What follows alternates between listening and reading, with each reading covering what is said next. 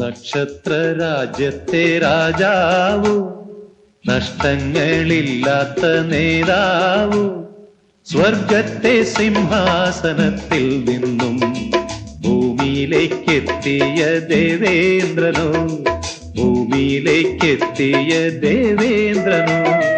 നക്ഷത്ര രാജ്യത്തെ രാജാവു, നഷ്ടങ്ങളില്ലാത്ത നേതാവു, സ്വർഗത്തെ സിംഹാസനത്തിൽ നിന്നും ഭൂമിയിലേക്കെത്തിയ ദേവേന്ദ്രനോ, ഭൂമിയിലേക്കെത്തിയ ദേവേന്ദ്രനോ.